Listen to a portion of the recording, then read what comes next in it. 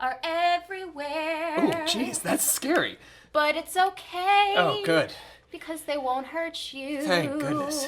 If you pray to them and sacrifice. Oh, this is taking a dark turn again. Maybe your children. Not my children. Leave my children out of this. I did just watch your kid. Yeah, how'd that go? I didn't sacrifice her to demons. I appreciate that. You're welcome. That's normally a rite of age sort of thing. That you get sacrificed? Some people have, like, bar mitzvahs, quinceañeras. We have, in the satanic community, we have your first sacrifice at 16. Well, my base level expectation of a babysitter is that they not sacrifice the child to demons. She's 1. You have 15 years. Why is there, like, an age restriction for you guys with the Norse? We're just, like, She will be every reborn. every 9 years, we pick who we want. Demonology is the study of demons, specifically how to classify them and control them. It is an ancient practice that's enjoyed periodic revivals throughout history. In the Western tradition, it stretches back to before biblical times, became a serious preoccupation during the late Middle Ages into the Renaissance with the rise of Protestantism and the witch craze, and then took on a very different tone in the hands of Aleister Crowley, MacGregor Mathers, and their ilk during the Occult Revival. Traditionally, demons were thought to be the source of disease, not only in tribal cultures, but also in ancient Babylon and Assyria, and among the Jews, Greeks, and Romans. Disease included spiritual and emotional sickness as well, with demons manipulating the passions of their victims.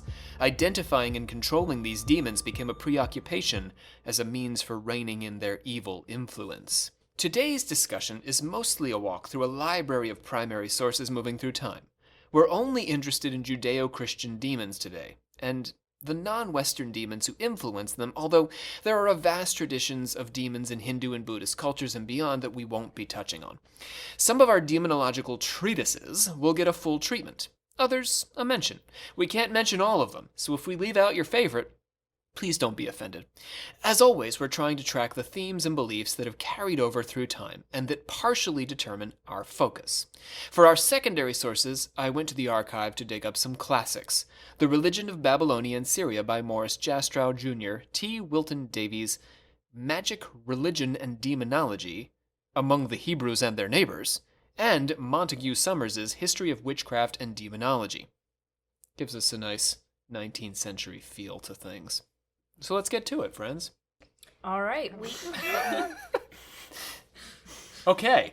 My name is Rob C. Thompson, Doctor of Things Occult. Not Doctor of Things Demon. That's not generally where I go. The people I work with are very, white light I was about to say, characters. not demon, spiritualist. we not work. Demon. No. As far as you know. Yes, that's right. true. You don't know what those ladies did when that church closed. It's sort of my job to know what they did, though, so You're right. feeling pretty confident. I'm here with Olivia Litterall. I am the Supreme Hierophant. Did I say that? Of our secret order of alchemical actors. Yes, you are. Next to me is Olivia. Hi. Olivia Litterall, our Grand Master of the Order. That's me. And because we're talking about demons, many of our listeners can probably guess who's sitting across from us if you couldn't recognize their voices at the beginning. Brianna Litterall. Hey. Literal sisters, back at it again. Yeah. Metallurgical prophet. Yeah. Who I'm told, and this maybe I don't want to make any promises that I personally can't keep, but I'm told that today might be the day that we hear the metal sound return. This would be a day. This would be the day. Oh, for you're it. going to hear it. Yeah, it's been a couple episodes. It's been a while since we've heard it. It actually so. really has Yeah, been. it's been a it's long, gonna make a long comeback. time coming. It's better So- be metal. Oh, it will. I meant the episode. I will make. I will be as okay. metal as I can to try to All draw right. out the sound. Rob has kiss makeup on right now. Yes. Yeah, but the cat one. So. I would pick the cat one. So, we've also got John Cook. Now, John was the Sylph of the Air, but I have agreed that it's time to update John's title just a bit. Because Who John... did you agree with? John. I was about to say, you didn't talk to I was going to say, me. we didn't know about this. This was a men decision. Oh, okay. Excuse the... All right. Between us men. So right. John suggested, because he has actually been a patron of ours, which is weird because he's on the podcast, I didn't even Yes. know that you were, Yeah, actually. he is. that he would be, that his title should be the patron progenitor. Yeah, it's pretty good. Now you ladies like that, right? Yeah. See what happens when the men get together? Alright. Did you get progenitor because of Fire Emblem? I've never heard of that before. Oh, you've been playing Fire Emblem, the new one, haven't you? No, he hasn't. He actually hasn't. We, the members of the secret secret order order of of alchemical alchemical actors, actors, do solemnly commit ourselves to a full and honest telling of the history of the occult as far as we know it. I do want to note that Aubrey Radford is like an engineer for us today. She's on the headphones, and she danced her way through that little she did. intro That's there. why Olivia started laughing. She like started the words and then was like, no. and just started dancing instead. Yep. No. Some of you, if you're real good, you'll remember Aubrey from our Sex Magic episode, which was our first episode. And she's back to do some voices for us today and to She sit was on the also- headphones and apparently dance. Just on Wicca. She was. Oh, yeah, Yeah. on Wicca. Yeah, that's true. Yes. A fan favorite. Let's get to it. Let's do our 3 plugs. Plug, plug, plug! Let's start with Life Mancy. Rachel over at Life Mancy has, and this is bizarre, she's essentially, I think, submitted an application to be our rival podcast. Well, that's good because we didn't have any other. We did. We had applicants. Church Secrets. We were awful. Oh right, that's. They've done a whole series on how terrible Damn you, Church the Secrets! occult is / confessions of occult natures. They hate everything we do over at Church Secrets, and we hate everything that they do. Yeah, we hate your confessions, But we like Rachel. but we like Rachel. So, I guess application denied, Rachel. But because we like you, better luck next time. Yeah, I like you too much. Yeah, we like Rachel. Also, Magic and Mediums, we've partnered with. So I do want to say, coming up as we get into the Apocalypse series, which is still a few episodes off now, we have exorcisms to talk about and Chinese medicine still, but our friend Aniel at Magic and Mediums and Rachel at Life Mancy are both going to be featured in an episode coming up in the Apocalypse series on death and the tarot and all that sort of stuff. Okay, let's get to our patrons. Oh, I don't know. I looked should at you I like do they're... Patreon? Yeah, no, like no, you seem to have a song for everything. Patreon has kind of a song, but Yeah, go ahead, do that. Patreon. Mickey M of New Orleans has joined us on Patreon. He found us through our Marie Laveau episode, which is perfect, isn't it? Mickey Mouse. Mickey M. Mickey Mouse. No, Isn't that what he goes by? no, on that's his not what he. relaxed No, this days? is a completely different Mickey guy. M. I don't think. Here's Mickey M. I don't. Think. Anyway, he found us through our Marie Laveau episode, and now we're his favorite podcast. Give us tickets to Disneyland. He's from New Orleans. I'm just kidding. One of my Or favorite you could places. take us to New Orleans. We've also added David F to our patron crew. Any cartoons you'd like to ascribe to David? You never watched David F? It was Mickey's best friend, wasn't it? No. David. Not F. TM, not Walt Disney TM. Is it some? What is it? I don't know what's David happening. F. That was a cartoon in the She's 80s. making this Yeah, I up. know. She's just lying. It was, I the, was it, was gonna the say fifth, it was the 5th real Ghostbuster. Also the 5th Ninja Turtle. David F. This is Raphael and Donatello and Michelangelo and David F. We also added Shiloh as a new patron. Now, Shiloh left us as a terrific review. Apparently, she's finding all of her family members inside of our episodes. She's discovered that she comes from a line of theosophists, and she learned that in our HPB episodes. Yeah. And she suspects that her grandfather may have been a psychic spy. That's so cool. That's awesome. In our eyes, that makes Shiloh super awesome. We've also added a Christine Doe Welcome, Christine. to our family of patrons. And yeah, Christine's enjoying things and looking forward to us exploring more non-Western topics, which we'll be doing. Awesome. Yeah. Let's close up the... that's only two plugs, sorry. Well, I have a fun fact about somebody we talked about in a previous episode, Robert Picton. Go ahead. So recently today, I found out that in 2032 he'll be up for parole. Delightful. Yeah. Something tells me that might not go great. Remind our listeners who haven't heard the episode. Oh, which episode was that? It was during the When did we talk about pigs? Just give him a brief little bio for So folks. he was a pig farming serial killer that claimed to Canada. have killed in Canada, who claimed to have killed significantly more people than they have proof of. He traveled around a bit and killed a lot of hitchhikers, didn't he? He used the farm and the pigs and like the meat grinding factory, right? I think he did. So when did we bring this up? I actually don't remember. I'm not sure when we brought it up. It was in the Satanic It was during the Satanic Cult Panic episode. one, Yeah, it was Satanic Panic. I think that might have been. Because Nick voiced him. Ah. Didn't he? Yeah. I don't know if we did a voice. I thought we did. I don't know if we did a voice. We may not have mentioned this at all in any episode. Either way, everyone that's Robert a crime guy will know who Robert Picton is. So yeah, that's interesting. Yeah, because he did he fed people to his pigs, but he also was rumored to have mixed human meat into pig meat and sold it to people. So he sold like this meat for they sold it for years. So people. And the Canadians are going to let him out? So, the Canadian police so actually knew that he did it for a long time before they actually, arrested him, too. Yeah. But 2032. Canada was safe. All that beer and hockey. Canadian serial killers is interesting. There's been a few people that are coming up for parole. Also, somebody who got released that I'm like, Toy Box Killer's wife. Oh, she got released. Yeah, the Toy Box Killer's wife just got released. Did you see some of the worst sex We need to get to demons. Ever. Sorry. Rate and review and subscribe, and let's move on. Plug! I plugged it back up, right? I guess we do that now. Let's start in Babylon, shall we? That's my favorite place to start. Belief in demons, evil spirits bent on causing harm to humans, is my definition of demons, probably entered Judeo-Christian tradition through Babylon, Assyria, Egypt, and Persia. The Zoroastrians are often credited with developing the concept of demons under the control of a demon master. Something satanic, Luciferian. See what I'm saying? Demon master. Zoroaster, the religion's central prophet, talked about devas, or evil spirits who deceive humankind and are the product of wrong or evil thinking.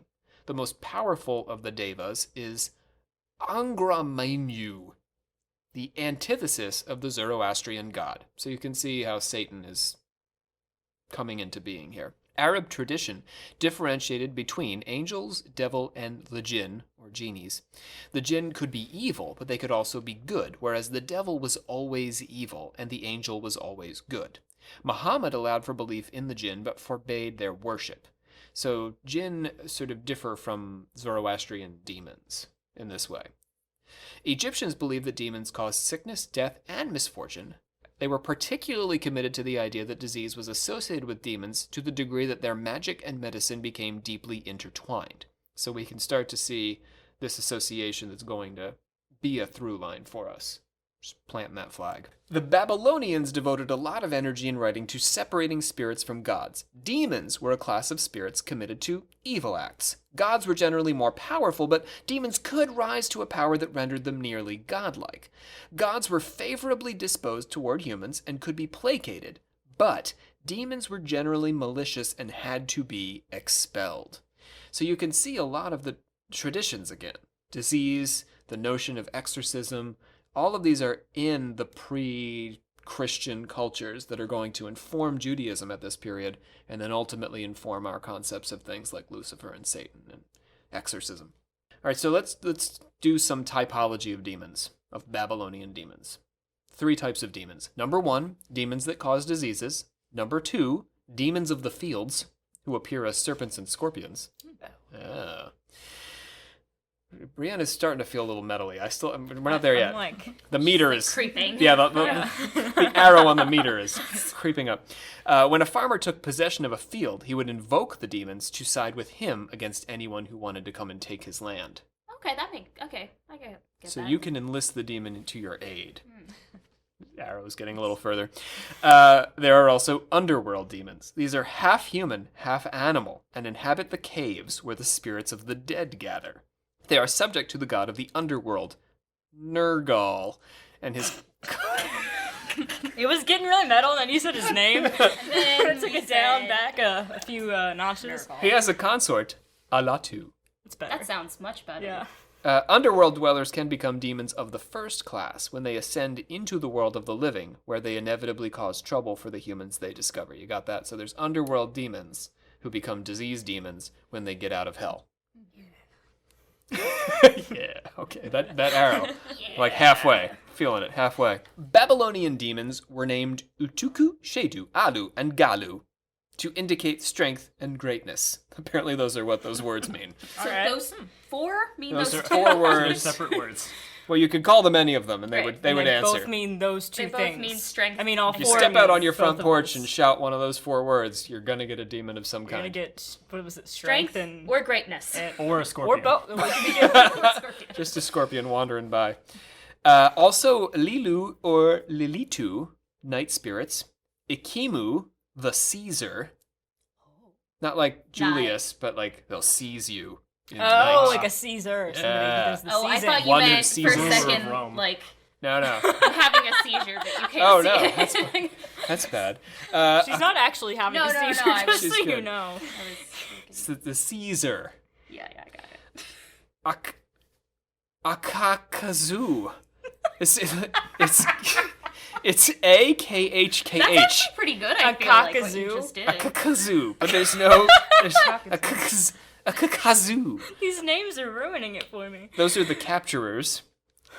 Rabisu, the one who lies in wait. Labartu, the oppressor. And Labasu, the overthrower. Oh, Yeah. Very similar. they are. Yeah. They lurked in graves. Not to, like, ruin your... You're sort of taking Thunder, down but- taking down all these demons I just pronounced. Akakazu. That one was pretty sick, I'm not gonna lie. They lurk in graves, ruins, on mountaintops, and in the wilderness, and are most active at the darkest hours of the night. They move soundlessly and enter houses like snakes through cracks and crevices. Once they've taken hold of their victims, they torture them for their own sadistic pleasure. They can cause headaches, or pandemics. That was a nice early one. That was. Ooh, Those how are far two are we into very this different episode? things. I know, that's why I By had to the do way. it. Like, I was like, let's just mix it up, guys. There's a lot of in between there. Yeah, you could either not feel like having sex with your husband, or the entire village could be dying. Or the entire village could feel like not having sex with their husband. Yes. Yes, that's also possible. They could come onto the porch. A pandemic of headaches. We are Alright. not having sex with your husband, they say. They could drive a person insane. They could also inflame your passions, make you really want to have sex with somebody else's husband. Ah. Demons called Ardelili, for example, were female spirits who sexually excited their victims and then left them unsatisfied. Hell yeah! Yeah, they were the orgasm ruiners. Yeah. great. She might visit a man's dreams, but she wasn't alone in this power. The Rabisu and the Bartu were also known to cause nightmares. Demons could drive birds from their nests and kill livestock. They were believed to be the cause of the eclipse. And Assyrian kings placed the Shedu or Lamasu demons at the entrances of their temples and palaces to secure their protection. These are the famous human-headed winged bulls that you might have seen in the art museum. Is this like succubi? Oh, the Lamasu? Ardelili? Well, they're not really getting, you're not satisfied. Yeah, I was about to say, succubi and Right, but I thought incubi. this word. Whatever that the I've word seen- is. Oh, the Lamasu demons? Yeah. They jump your bones. I thought I've seen that. In They're like these reference bearded to dudes succubi? with the Or- little fez hats on, Oh. and they have a body of a bull with wings. Yeah. And do they leave people unsatisfied? I'm betting, like, I don't feel like I would be satisfied I by wouldn't be that happy. guy.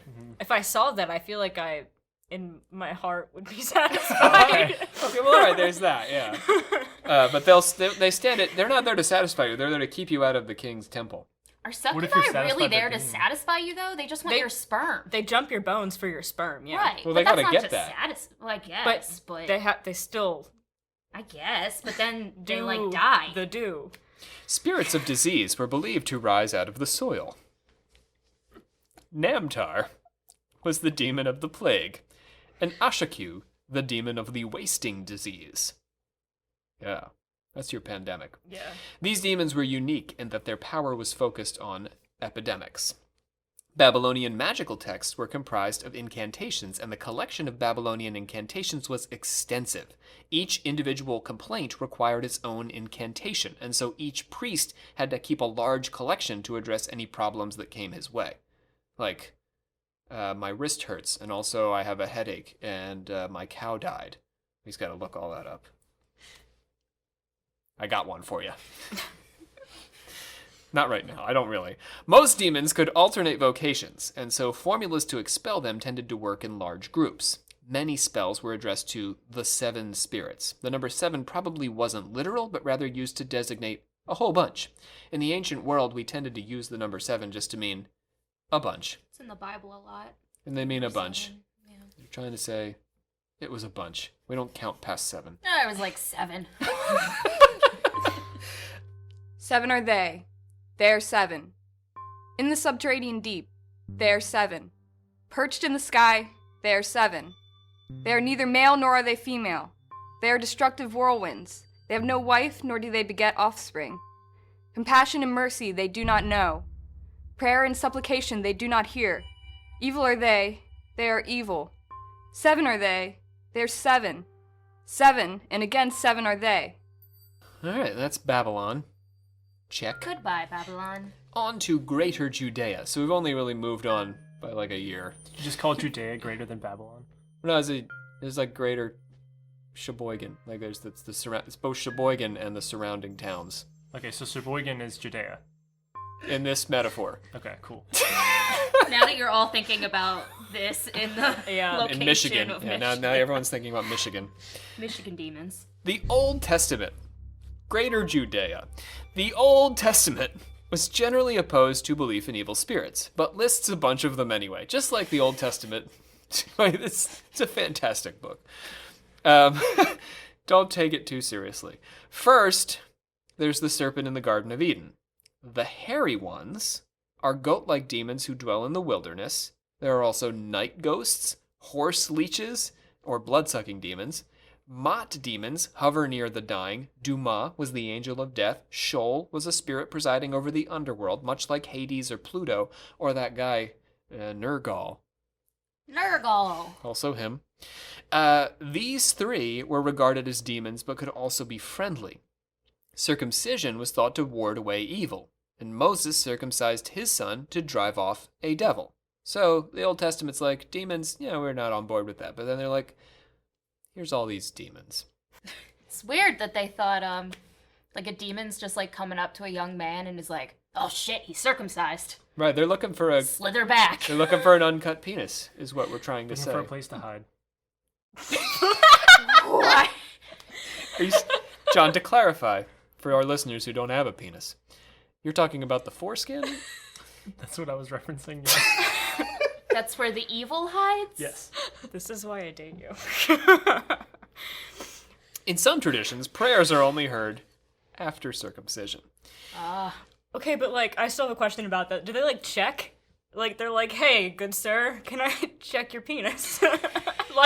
Well, if you're a Jew in Greater Judea, we'll just assume. You get circumcised. You get circumcised. You get circumcised. No one wants evil. Let's get to our first primary source of the day. It's the Book of Tobit. Dates. Ooh. Yeah, all right. Oh, sorry. Just A little excitement. wanted to give it. I've never heard of it, so I wanted to give it its moment. Neat. It dates to about 200 years before the Common Era, Jesus, and appears in some versions of the Bible, but not all. Tobit tells the story of Tobias, his son, who travels from his home in Nineveh to Ecbatana to claim money for his father. On the way, while dangling his legs in the Tigris, a fish tries to eat his foot. Is it a river? Yeah. Yes. Yes. Tigris is a river. Tigris. The Euphrates? Isn't Not that the what it is? tiger. What's the other one? What's the other one? I think so. Yeah. Is that why it's called Tobit? Because the fish bit his foot? I need to go. Well, it's Tobias who I got his think foot so. bit, Oh. but he did tell the story of a foot getting bit. I'll think on that. Thank you. Okay. So anyway, back to Tobit. Tobias. He's dangling his legs in the river, and a fish tries to eat his foot. So he catches it and kills it. Oh. Survival of the fittest. Yeah, whips it out of the river with his foot, beats it up. And then his guardian angel, Raphael, who has been disguised as his traveling companion all this time, is like, Tobias, you must reserve the fish's heart, liver, and gall for later. And Tobias is like, okay, I shall do that, because you are my traveling companion, Raphael. In addition to retrieving money for his father, which is what he's going to do in this town of Ecbatana, He also has a plan to marry Sarah, despite the fact that Sarah seems to be cursed. She's seeming a little cursed. But he's like, I'm going to marry her anyway. Oh, wait. I know what we're talking about. This story's coming to you? Yep, okay. Okay, so Sarah was loved by a powerful demon. You may have heard of him, Asmodeus, the demon of lust. 7 men had married her, which just means a bunch, right? Yeah, because it's 7. She's been married like 7 times. Yeah, 7-ish. 7-ish men had married her and been put to death the night of their wedding. Oh. Yeah. Okay. Because Asmodeus, the demon, who lusted after Sarah, killed them. I like to think if Ryan and I got married someday, that would happen, but with me and Satan. That Satan would kill Ryan? Like, Satan would be like, not today, Ryan. And before you have consummated your union? Yes. Carry on. I think she's a little more than cursed. Just a bit. More than just a little bit cursed, you know? She's pretty cursed. Yeah. She's 7 times cursed. Yeah. Well, if she just loved the demon, she'd be fine. Livy's got a point. Anyone want to say anything about foreskin before I keep going? John, it's about you learning to love. What's that song? Love the one you're with. Stephen Stills, that's true. I don't know if he was referring to the Book of Tobit. Well, maybe. Who knows? After his wedding to Sarah... Tobias is back. And he's like, I'm going to marry her anyway. And he takes Raphael's advice, because he's got a guardian angel who's just, like, traveling around with him like his buddy on the road. Sick, yeah. Nice. Like, Bing Crosby and You want to finish that? Yeah, Bob Hope, right? Isn't that the Bing Crosby and Bob Hope? Weren't they in those movies together? I know Bing Crosby, but I don't know. who Bob Hope. Bob Yeah, Hope no. existed around that time. I don't think this is our demographic. Anyway, so he's having a buddy comedy with Raphael is what I'm trying to say. What else buddy comedies we have? Adam Sandler and everyone else in Grown Ups. Those guys. After his wedding to Sarah, Tobias takes his buddy Adam Sandler's advice. Adam Sandler's playing Raphael in my version of this, I guess. No. And he burns the fish heart and the liver. When Asmodeus comes to kill him, the smoke drives him into Egypt. Oh. Whole other town. By town, I mean country. I was like, yeah. Okay. And Tobias, pleased with himself, having banged Sarah, returns to Nineveh, where he uses the fish's gall, which he's also got left over, hasn't used that yet, to cure his father, who has been blinded because a bird pooped in his eyes. Wait. He got some really toxic bird poop in his eyes. What kind of bird? There's Oedipus, Also- and then there's this guy. Why was he just staring, waiting? Like, how does a bird poop in your Yeah, eyes? I do think he was laying down when a bird He was pooped in his just eyes. ready. Yeah. Gazing at the Let's clouds. go. That may be true. Nineveh is supposed to be like a terrible place, right? In They didn't Bible, listen it's, to, like, the sinful whale guy. because the Jonah. Yeah, and all Jonah that. didn't listen. Yeah, they didn't listen They're to like him. really sinful there, right? This was before that. Yeah, so they were like Sin City. It was still no, but it was okay. There was birds who pooped in your eyes, but sometimes when you sent your son away, he could cure you. Of your bird poop eyes. Right, because they had rough birds back then. The Book of Enoch is the next one that we'll talk about. Do you have any more things to say about this story? I'm good. Okay. No, I'm good. The Book of Enoch dates to between 300 and 100 years before Jesus, CE, roughly the same period as the Book of Tobit. So they're friends, same books. Enoch is a bit more famous though. Enoch himself was the great-grandfather of Noah and the book's legendary author. So we don't know if Enoch wrote it. We don't know if Enoch is a guy because he's Noah's great-grandfather. And Noah is clearly, oh, come on, can we do this? Fine. Noah's kind of a mythological figure who ties together, like all of these cultures have floods and these... 40 days and 40 nights. Right. And God promised by putting a rainbow in the sky.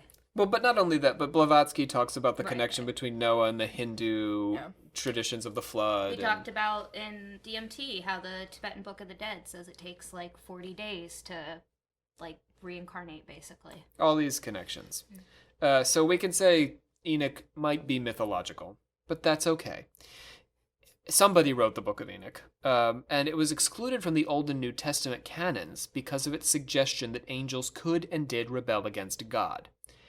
Nevertheless, this is a fairly significant part of Judeo-Christian tradition, that there was a rebellion against God at some point in metaphysical history, I guess we can say. It's kind of where Satan came from. Yeah, but they don't like it so much.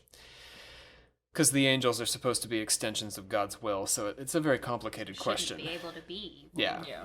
Enoch also suggests that salvation is a kind of occult phenomenon, coming through secret knowledge of God. So only by attaining secret knowledge of God can you achieve a kind of salvation. This is in part why the book proved so inspirational to our friends. And us, future occultists. Let's get to it. Enoch starts with an apocalyptic vision of God returning to earth.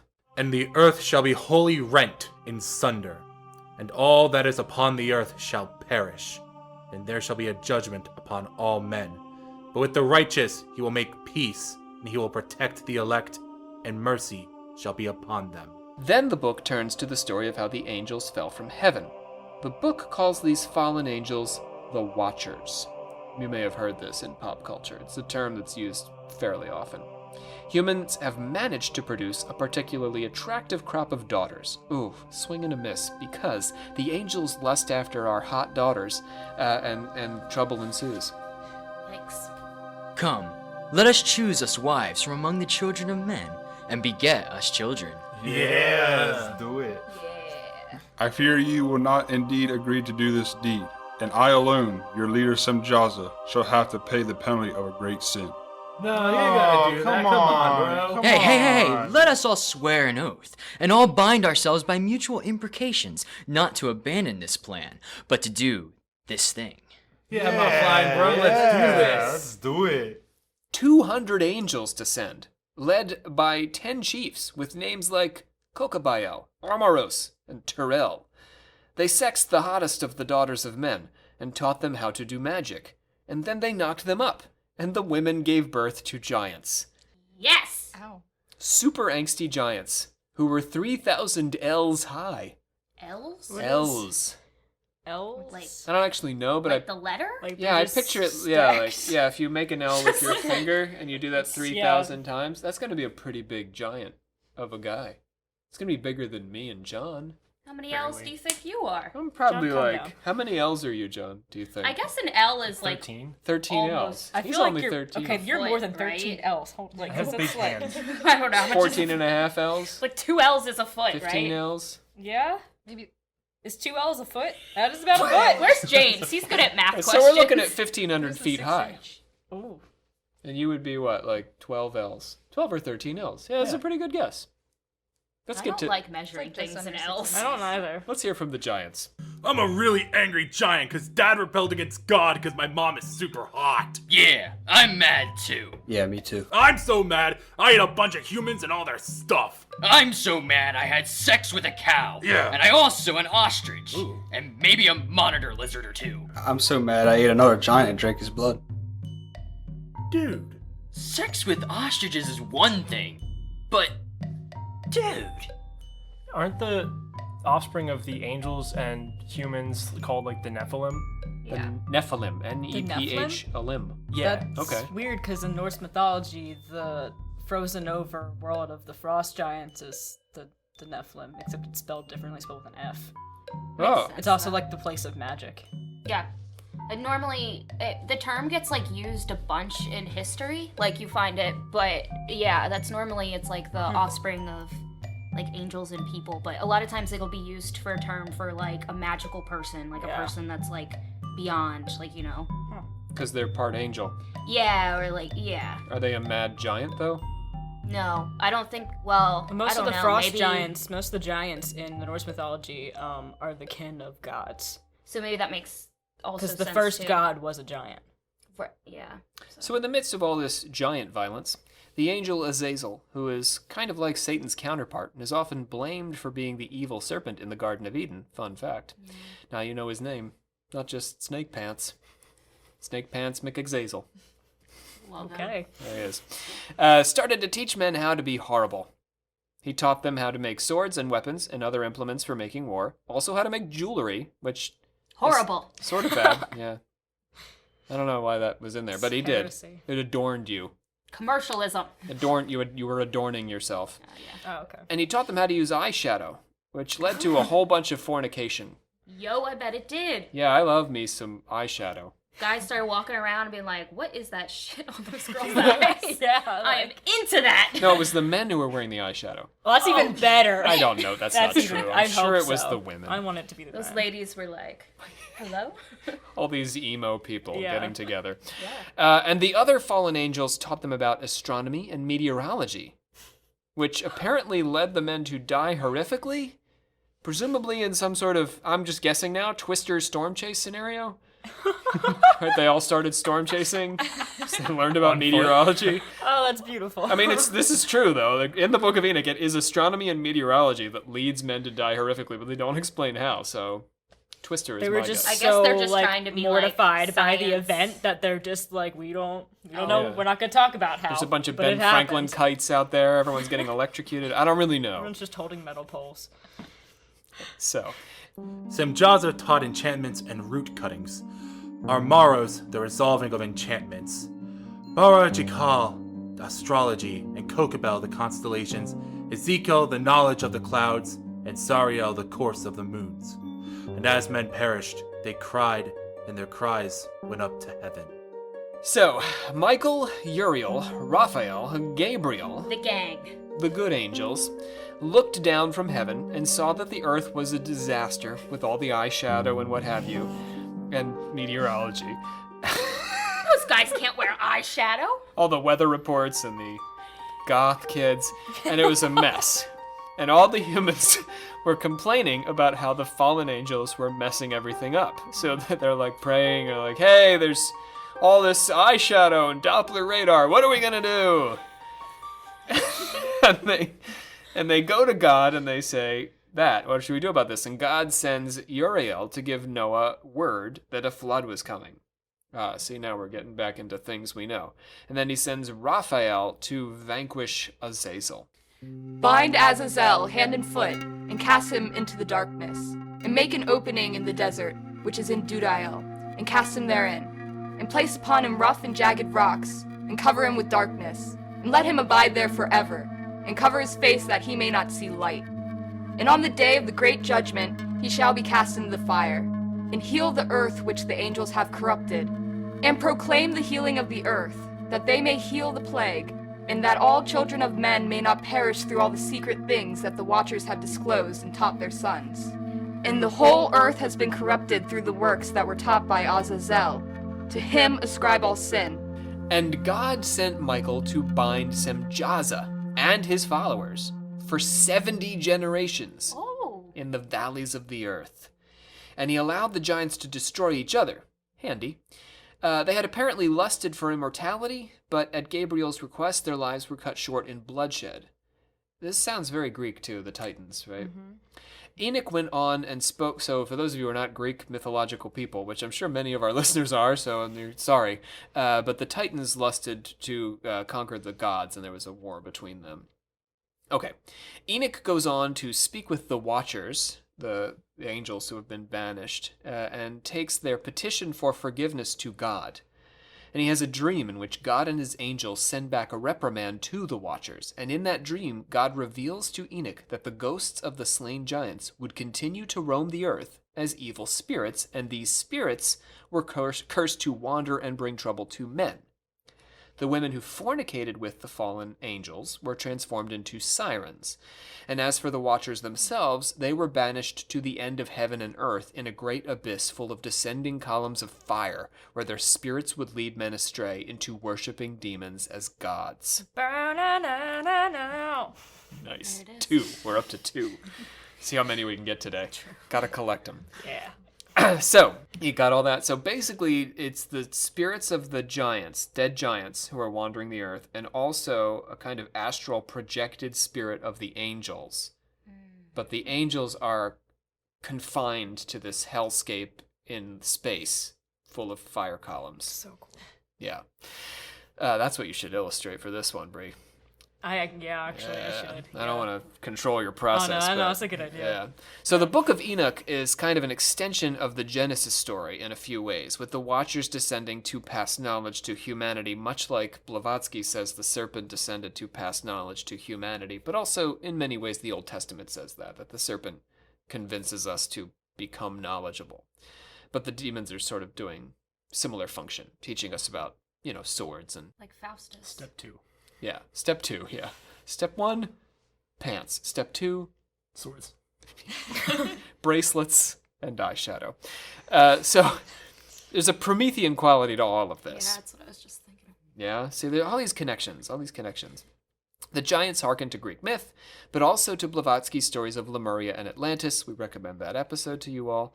Blavatsky talks specifically about the Atlanteans debasing their spiritual nature and becoming more physical by mating with an elemental race of women driven by animal impulses. This is wild, right? Yeah. So many connections.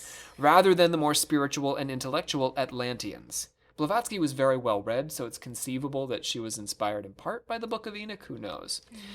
Sex surfaces in another aspect of Jewish tradition, a lower class of demons called the Mazakan, half human and half supernatural. There are 2 groups of Mazakan. The first are the children of Adam and Lilith, who Lilith reigns over. Oh, those are the succubi, right? The second are the Shedim, the offspring of Eve and male spirits, and are ruled over by Asmodeus. So yes, those are succubi and incubi. Okay, there they are. Yeah. Demons in the Enochian tradition are the children of humanity striving to the knowledge of the angels, but also of the angels debasing themselves by indulging their physical appetites. A lack of humility and also creatural weakness breeds evil. A practical occult tradition linked with Enoch comes from the Renaissance magician John Dee, who systematized what he called Enochian magic.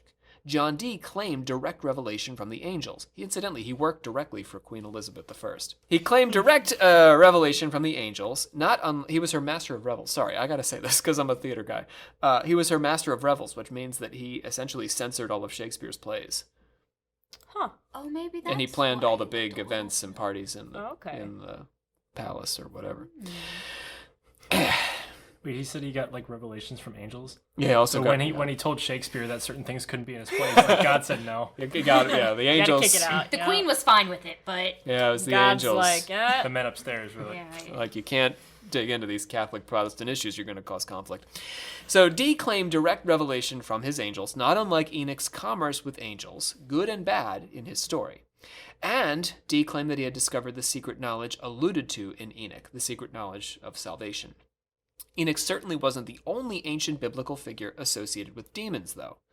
You may be familiar with this other guy, the Jewish king Solomon, who famously consorted with and controlled a host of demons who, in time, came to control him.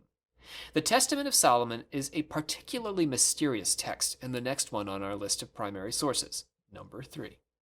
Scholars aren't sure exactly when it was written. It may have been as early as 100 years after the birth of Jesus, which puts it a bit later than the Book of Enoch and Tobit.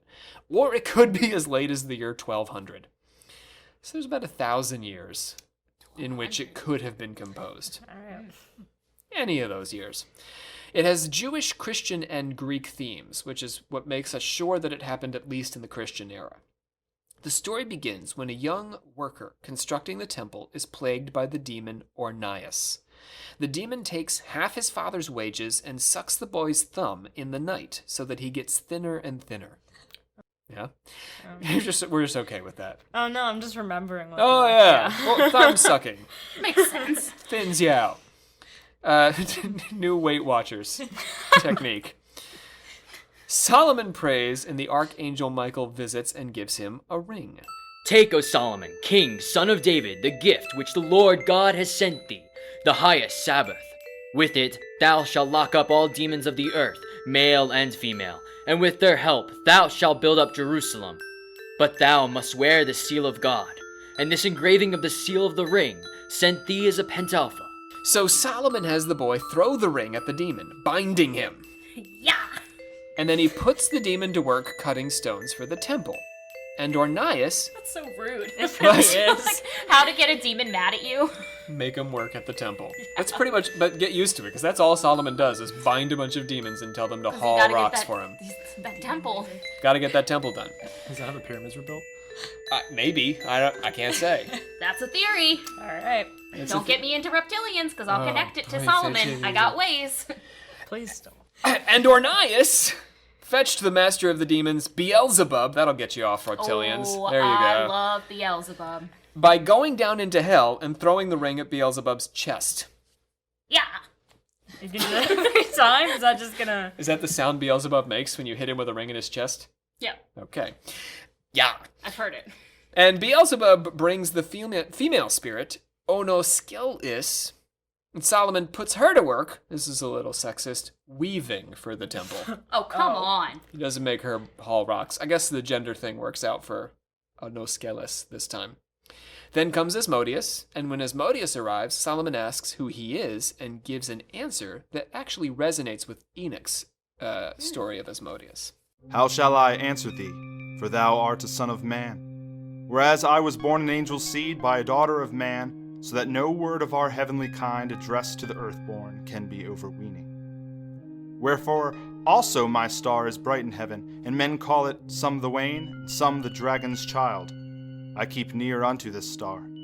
So ask me not many things, for thy kingdom also after a little time is to be disrupted, and thy glory is but for a season, and short will be thy tyranny over us, and then we shall again have free range over mankind, so as that they shall revere us as if we were gods, not knowing, men that they are, the names of the angels set over us. So we can hear a bit of Tobit, bit of Enoch in the description of Asmodeus. These demons we're meeting through Solomon are not the fallen angels themselves, but the spirits of the giants they fathered, just as Enoch suggested. So Solomon is explicit about connecting up with the Enochian tradition of them being these giant ghosts. Each is associated with a star, and all can only be controlled temporarily. Still having not heard his name, Solomon has Asmodeus flogged until Asmodeus finally relents and gives his name. So Solomon is insistent on getting the names of each demon, which will become an important part of exorcism and the tradition of exorcism. The demon must be named. I am called Asmodeus among mortals, and my business is to plot against the newly wedded, so that they may not know one another. And I sever them utterly by many calamities, and I waste away the beauty of virgin women, and estrange their hearts.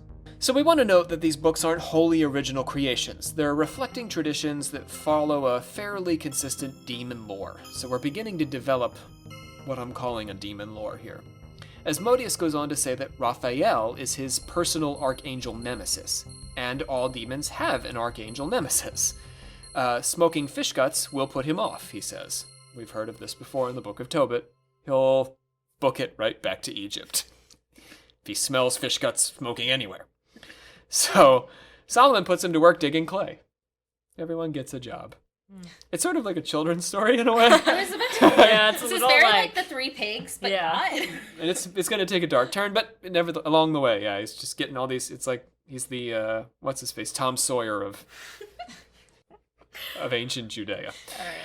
So Solomon summons demon after demon, binds them through the power of their heavenly nemesis. So he figures out what archangel is they're afraid of. Beelzebub is bound by God, so he's pretty powerful. Tephros, spirit of the ashes, who comes as a wind, is bound by Azael, angel. The Pleiades, called the Seven Spirit Sisters by Solomon, each have their own angel to bind them. The 36 animal-headed elemental demons, who each give their names and their functions, are bound. There are also demons who appear as lions and dragons, who give their names and functions and archangel counterpart. There's Ephipas, a demon who appears to be a form of genie rising from a flask and tortures the people of Arabia. So basically, Solomon's binding demons from all these different traditions. The animal-headed gods sound, demons sound an awful lot like Egyptian gods. Yeah. So, and we've got Ephipas from Arabia. She's taking every supernatural being, labeling them a demon, figuring out who Yahweh's person is to deal with them, binding them, telling them to go work on the temple. That's a lot. All right, so Olivia was sort of like nodding along like, okay, Rob. Demonology sounds super cool, but in practice it's kind of tiresome, I gotta be honest.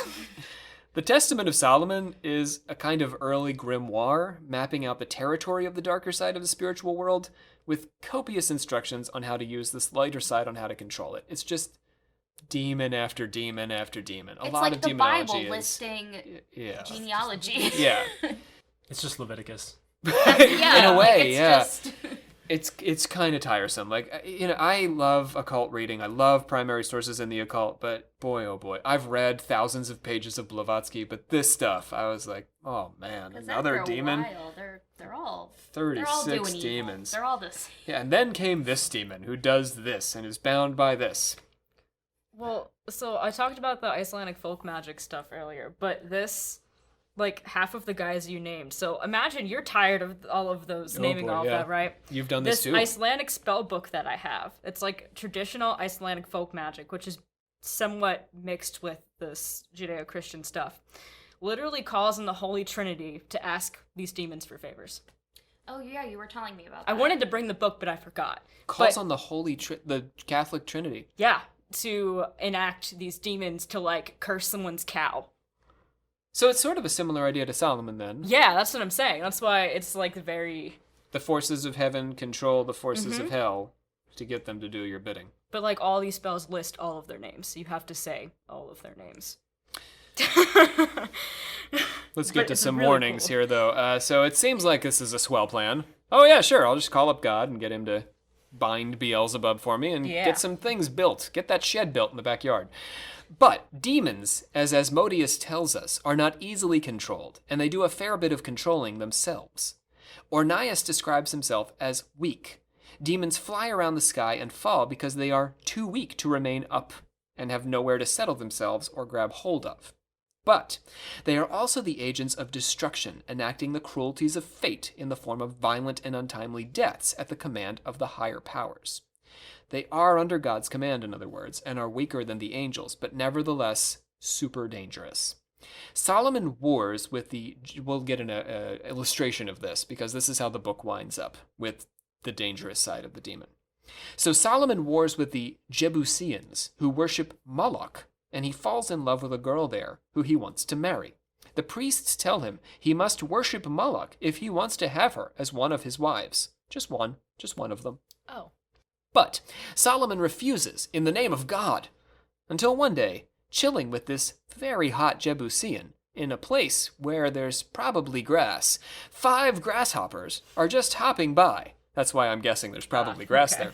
And they're hopping it, and the girl makes a request of him. Take these grasshoppers and crush them together in the name of the god Moloch, and then will I sleep with you. And he said, okay. In a moment of weakness, Solomon does what she asks, and the consequences are immediate. At once, the Spirit of God departed from me, and I became weak as well as foolish in my words. And after that, I was obliged by her to build a temple of idols to Baal, and to Rapha, and to Moloch, and to the other idols. And the glory of God quite departed from me, and my spirit was darkened, and I became the sport of idols and demons. Wherefore I wrote out this testament, that ye who get possession of it may pity and attend to the last things, and not to the first, so that ye may find grace forever and ever. Amen. But, like, did they get to bang first? Yeah, they got to bang. Okay. He got to bang and bang. I was wondering how immediate the consequences. Yeah, I was like, did this happen immediately? And, like, they didn't get to bang. It was like, nope, cock blocked. It's a mixed bag. Well, he's getting to bang as much as he wants from now on. But God has departed, and the demons no longer serve him. Oh, that's the consequence. God won't cock block you. He's just not going to sit by and watch it, you know? Right. He's just not going to support you. You know? So the Testament of Solomon teaches a couple of key lessons about demons. First, as I've said, they're dangerous. Only God's protection keeps Solomon safe from the demons, who are itching for the opportunity to turn the tables and control him. This is a warning that echoes through the history of occultism all the way to Aleister Crowley. Playing with the darker side of the spirit is like playing with fire. The line between controlling and being controlled by the demon is thin. Second, their use is not limited to evil deeds. They can also build temples, and those temples can be used to worship God. So you can employ the demon in the service of better things. But they're not inclined to follow you, and going back to lesson number 1, they will turn on you the first chance they get. They only grudgingly serve you. So Solomon has all these demons building a temple to God, but his moment of weakness brings the whole thing crashing down. So sort of the more you play with demons, the harder the crash is going to be if you can't keep yourself right. You'd think that people, would feel a little bit weird worshiping in a temple built by demons. Yeah, they're cool with it. You gotta do what you gotta do. Like, oh, this is fine. Yeah. They never asked who built this. They're like, is that a demon over there, Solomon? Why is that demon in the clay over there? Yeah, don't worry about it, he says. He's like hissing in the corner. No. It's just a guy. It's just getting some clay. It's all cool. Does It's he wanna clay. sit down? We need clay, so... I guess. Enoch and Solomon... Let's move on to the Renaissance, shall we? Oh, we're getting fancy in the Renaissance now. Everything is fancier in the Renaissance. Compared to everything we've talked about. Go to those clay diggers. Enoch and Solomon were sources for the demonological tracts that followed in the Middle Ages and the Renaissance. But as the witch craze got underway, not the coolest part of the Renaissance, No. a new imaginative strain of demonology rose from now Protestant sources, because that's a thing. Now we have Protestants. Surprise, they're here. In the Renaissance. So, demon familiars, they say, those Protestants, pledge themselves to the witches they serve in exchange for the witch pledging herself to serve the devil. In this contractual arrangement, the demon promises to make the witch happy in this life and the next. I actually, this is the first time I'm coming across this. I just assumed that witches were condemned to hell forever and ever to burn in a fire in eternity, but it sounds like your demon continues to hang out and give you like bonbons and stuff. I think it depends, but yeah. Mm-hmm. So what's the drawback here? That's what I'm saying. There is not one. I'm taking the risk. Yeah, honestly. I mean, in theory, hell is meant to be, right, the absence of God and feeling the absence of God. That's all hell really needs to make it punishing, is that you don't feel God's presence. But you have a demon doing whatever you want. Yeah. I'm not advocating for this. I just don't understand.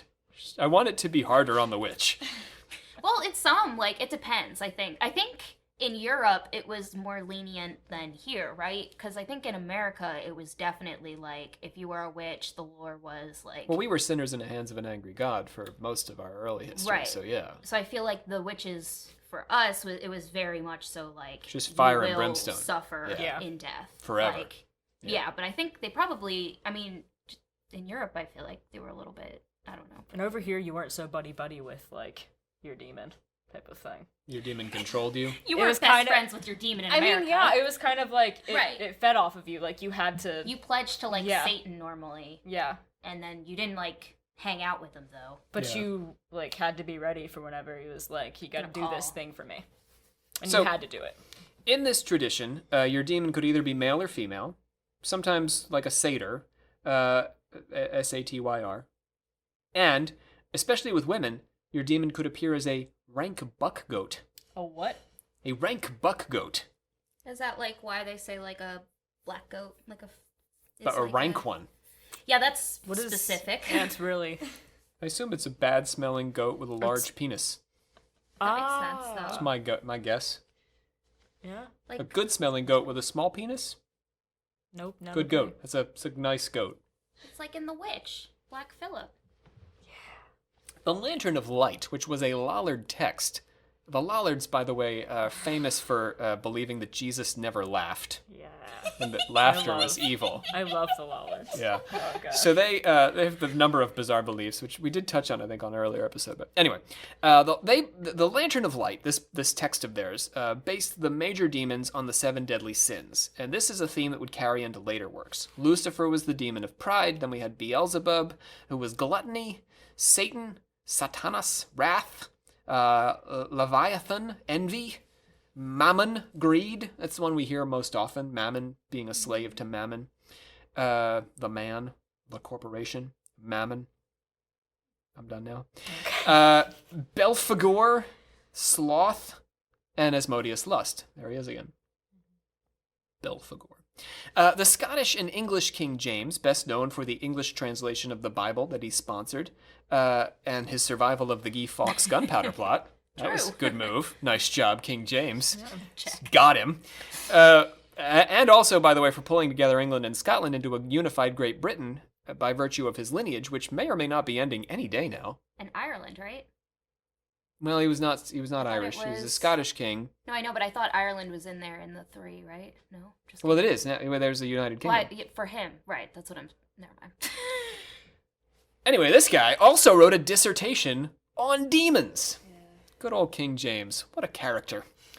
He was also a big old witch hunter, though, so let's not get about too to say. excited about him. Ironically, people thought his mom was a witch, so. And there are like, plenty of Scots right now probably who wish that never happened. So, not the witch with the witch hunting, but also the unification. So James was, by all accounts, fascinated with witch trials and personally oversaw some witch executions. In his Demonology, The what? Demonology, One more time. Demonology. He classified demons according to how they sought to injure humans. The spectra troubled houses and lonely places. Oppressive spirits haunted people externally, and possessive spirits occupied them physically, and fairies were responsible for assisting in sorcery and prophecy. So you have 4 classes of demon. It's a different approach than the 7 deadly sins. And this would be fairly influential, actually. We'll see this popping up when we talk about exorcism. We'll talk about this some more. So, that does the Renaissance. oh, That was quick. the That was Renaissance fun. was so quick. Kind of. Because we're moving on to the Lesser Key of Solomon. And this is going to be our last primary text for our demonology discussion. That's Renaissance, right? It is, but it also brings us into the present day because it was translated by Mathers and Crowley and became an important part of the Occult Revival. The Lesser Key, also known as the Clavicula Salomonis Regis, or Legemeton. Those are 2 very different names. Yeah, but that's all its names. It was an anonymous book completed in the mid-16th century, translated by MacGregor Mathers, and edited by Aleister Crowley in the 19th century. We've already talked at length about Crowley's career and interaction with demons, and so in this episode, we just want to fill in some of the blanks behind the Occult Revival's interpretation of demonology. When I talk about the Occult Revival, I'm talking about the turn of the century from the late 19th into the early 20th century, when the Western world became really fascinated with secret societies and all these ancient, fairly ancient magical books, and literally revived interest in them. So in this context, they didn't contribute anything new in terms of literature, demonological literature, but they were very creative in the way they approached these demons, and for more on that, I'm just going to tell you to go ahead and check out our episodes in the Black Magic series on Aleister. Okay, so a lot of this demon lore for Crowley and Mathers came from the Renaissance, the Middle Ages, and Antiquity. So the Renaissance, translated by these guys, is a fine place for us to wind up. We're most concerned with the first book of the 5 in the Lesser Key, and that's the Ars Goetia. The Ars Goetia is a list of 72 demons, because that's all we do is list things. Specifically demons. Let's check out a few familiar faces and see how they compare. What a fun game. I was going to say insert game show song. So Crowley observes, Mathers/Crowley observes that our universe is, from a phenomenological perspective, a product of our own interpretation of our sense impressions. We produce our reality in our brains, he says in his introduction to the Lesser Key. Magic is focused on intentionally drawing out elements of subconscious experience or our capacity of making them conscious. He says explicitly, quote, "The spirits of the Goetia are portions of the human brain. Their seals, therefore, represent methods of stimulating or regulating those particular spots through the eye." So we're using these texts to draw out inner recesses of our conscious experience. That's how Crowley interprets a demon. A demon is a demon of consciousness. So, King Baal, demon number 1, is a cross between Baal and Beelzebub. And this is the top of the pyramid. The first principal spirit is a king ruling in the east called Baal. He maketh thee to go invisible. He ruleth over 66 legions of infernal spirits.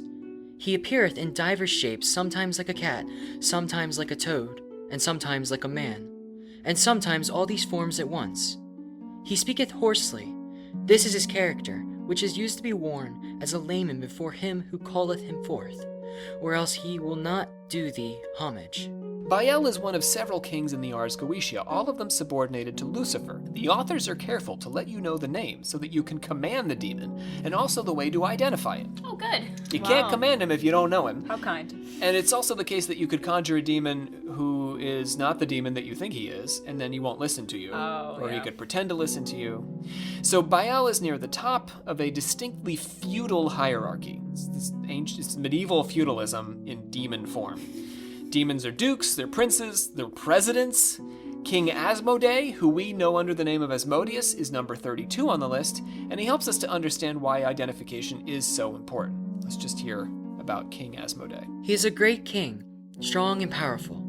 He appeareth with 3 heads, where the first is like a bull, the second like a man, and the third like a ram. He hath also the tail of a serpent, and from his mouth issue flames of fire. His feet are webbed like those of a goose. He sitteth upon an infernal dragon, and beareth in his hand a lance with a banner. He is the first and choicest under the power of Amaimon. He goeth before all other. Amaimon will deceive him and call all his actions to be bewrayed. As soon as the exorcist sees Asmodee in the shape aforesaid, he shall call him by his name, saying, Art thou Asmodee? And he will not deny it, and by he will bow down unto the ground. The entry goes on to say the kinds of things the demon can teach the sorcerer. In this case, you can learn arithmetic from the demon of lust, but also treasure hunting. Ooh. And he concludes by letting us know that he commands 72 legions of demons. Lots of demons. Ooh. Whole bunch. All right. Asmodeus and demons in general, though, are terrific liars. The sorcerer must know their attributes so as not to be fooled. We'll take a moment for just one more demon. This one we haven't met before because he features most prominently in the Book of Abramelin, which we're skipping over today. The 29th spirit is Astaroth. He is a mighty strong duke, and appeareth in the form of a hurtful angel, riding on an infernal beast like a dragon, and carrying in his hand a viper. Thou must in no wise let him approach too near unto thee, lest he do thee damage by his noisome breath. Wherefore the magician must hold the magical ring near his face, and that will defend him. He giveth true answers of things past, present, and to come, and can discover all secrets. He will declare wittingly how the spirits fell, if desired, and the reason of his own fall. He can make men wonderfully knowing in all liberal sciences. He ruleth 40 legions of spirits. Solomon's magical ring continues as a key element of demon lore as we hear in the story of Astaroth. Astaroth is not actually the offspring of a fallen angel as in Enoch, but a fallen angel himself. In the Testament of Solomon, Astaroth is counted as a heavenly angel, much like Raphael and Uriel, whose power opposes the fifth of the Pleiades. Often, Judeo-Christian demons were gods in other traditions, and their translation, as we're finding here, could be messy. So Astaroth, in one context, he's a guardian angel. In another context, a demon. Baal or Baal was worshipped by the ancient Canaanites before he became Beelzebub. Moloch, the foreign god who undid Solomon, may have been a name that the Jews invented for Baal, which was then translated into its own demonic form as the patron of child sacrifice. Yeah. Astaroth probably began as a female goddess, Astarte, and then became an angel and finally a demon. Theoretically through his own unique fall, but also possibly just as a matter of the varying traditions around him. If anyone's named as a demon, we just default to probably a demon. Handle with care.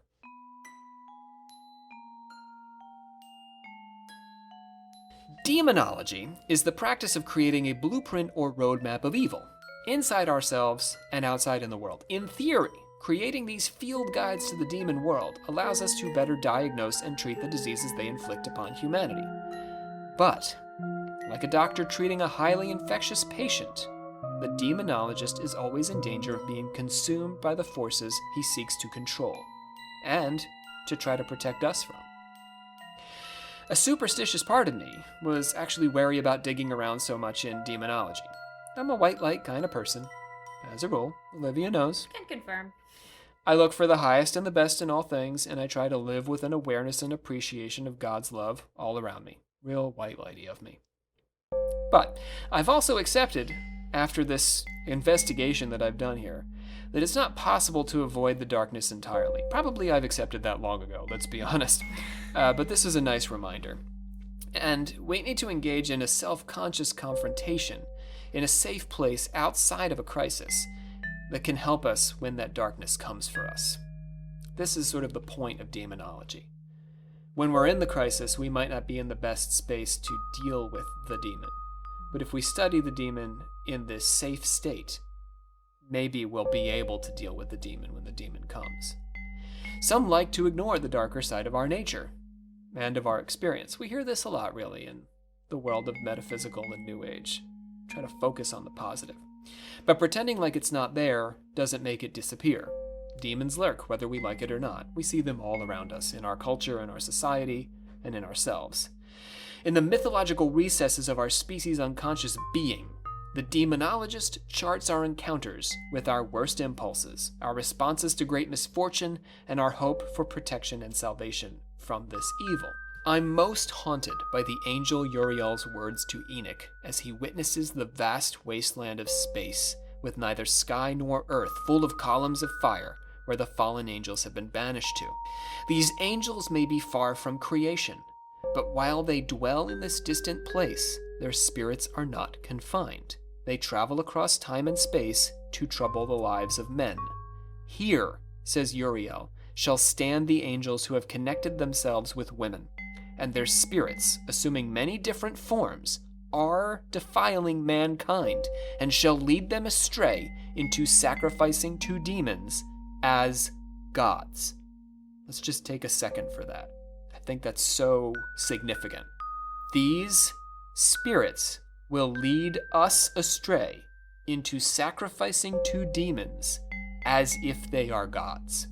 If we are unsure of who the demons are, the demonologist is obsessed with knowing who the demon is, having a full comprehension.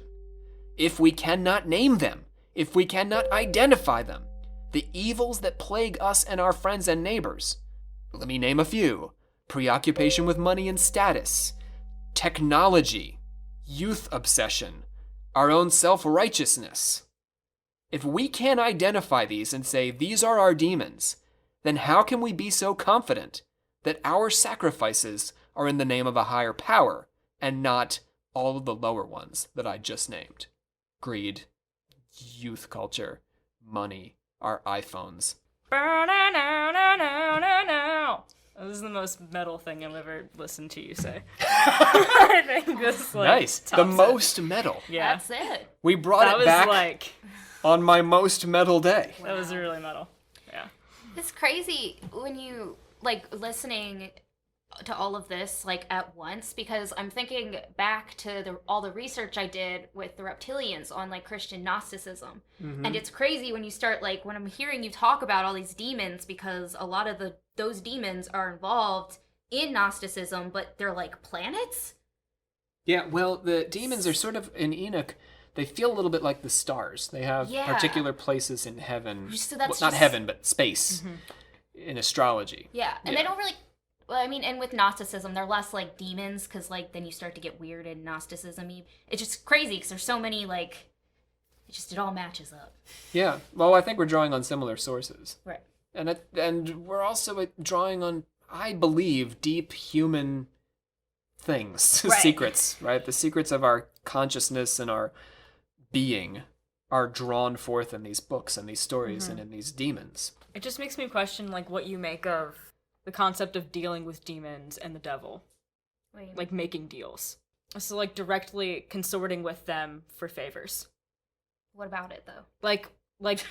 Thoughts on it. Based guess- off of what we just heard. Well, Solomon's got the last word. Only if you're confident that you have a full control on your intention, and your intention is God-oriented, the highest and best of you, should you be engaging in this action. But there's even been modern speculation of people, famous people have done it. So I cannot remember this dude's name for the life of me, but he was a really famous blues musician. Oh, Robert Johnson. Yes, yes. and he's literally said to have he disappeared for a year, came back amazing. He couldn't play for crap before, came back amazing, and At the crossroads. yeah, He was meant to have learned. Well, the devil is also deeply associated with the fiddle, yeah. because the fiddle makes us dance, and when we dance, then we bang, and when we bang, then there's children, when there's children, then there's more evil. And demons at the crossroad, just because Yeah. of look at Hecate and Yeah. that's just Right, even the Japanese have the crossroads, or the road, Shinto spirits and things. In Norse mythology, it's the same thing, except it's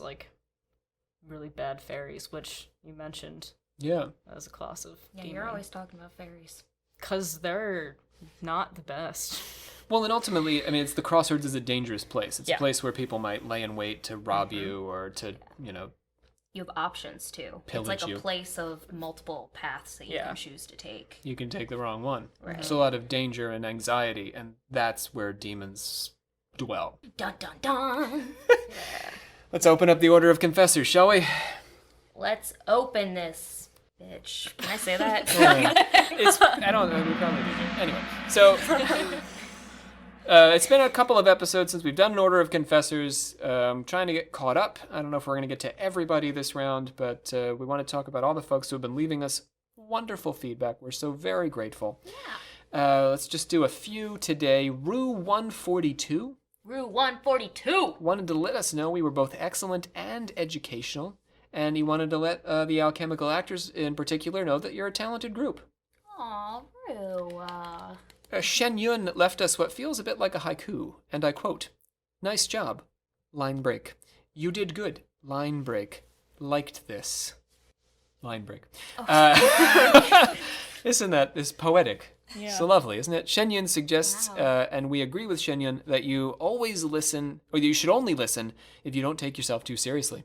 Yeah. Yeah, we should say that at the beginning, I think. We should. Start adding that. I'm People glad who you take get us. themselves too seriously, click off now. They must hate me. And Ali Yalasha dropped us a love it, and we love it.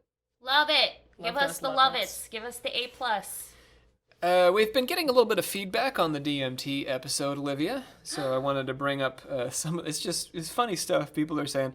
We have Belteshazzar, who's our friend on Instagram, interacts with us on a regular basis. Belteshazzar, our listeners may recognize that name, was one of the first to let us know what AASB meant. Oh, him. And then we got into this whole my thing about God. traumatic brain injuries. I with can't him. even remember what it means now. I can't even think of. Let's go around. John, what does it mean? Do you What know? was it? AASB. I don't remember All now. American sub. Basketball. Yes. Bree? Ass. I don't know. That was my first Belteshazzar. thought. It's just Help ass. us. Help I'm me. Sorry. As above, so below. Oh, that's right. That's yeah. right. There's an acronym for it. Yeah, I didn't know Apparently, that. yeah, we're- I just say, you know. We're not as hip with the acronyms. No. Did we? Does he have another acronym? Well, the episode led with an acronym, is what he's pointing out.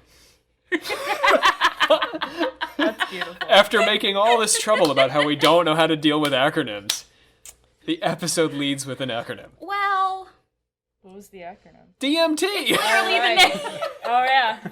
I thought I was excluding that from what I was meaning. I'm sorry. I guess I could have tried to say it every time, but we would have been there for 10 hours. Yeah, so Let's also, you're going to love this. Ronnie Lane, a listener on Castbox, made a comment on the podcast, and he said, plants are people too. You understand, Ronnie.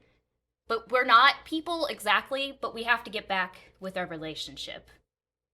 You know? We are stardust. We are golden. No, we're not stardust. Made of billion-year-old carbon.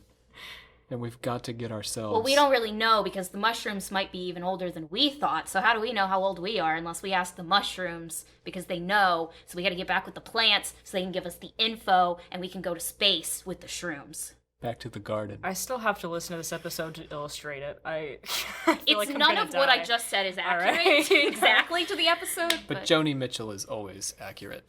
Okay, let's close... You disagree with Joni? On what subject do you disagree with Joni Mitchell?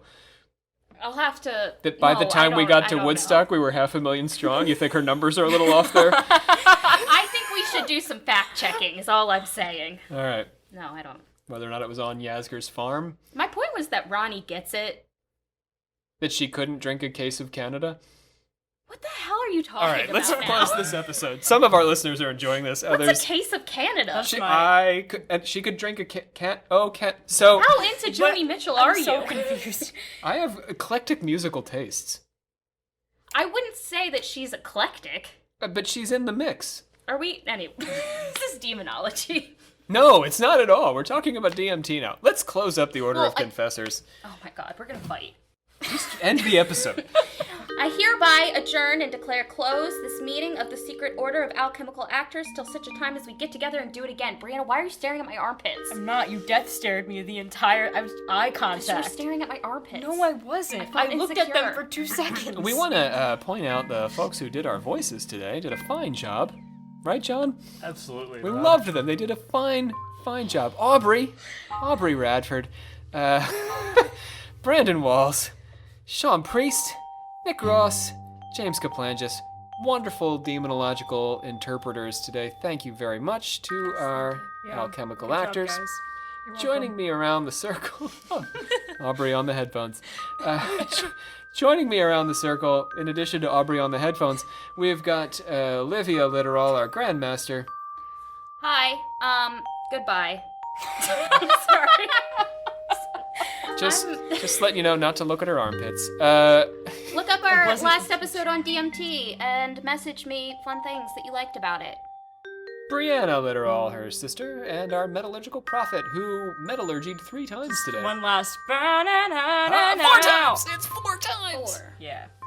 And John Cook, our newly rechristened patron progenitor. You're still the sylph of the air to me, a little bit. I just wanted 2 titles. That was, I don't know if it's 2. It's just the one. 2 in my Still heart. just the- It's 2 in mine, too. Coming up next on Occult Confessions, we will be bringing you the story of exorcism and the exorcists and possession. So we'll be getting back into a Catholic vein, but we'll actually be talking about the Catholic and Protestant uses of exorcism. There are Protestant exorcisms, so we'll be getting into that a bit. So we look forward to speaking with you again. Thank you so much for listening, and have a great 2 weeks.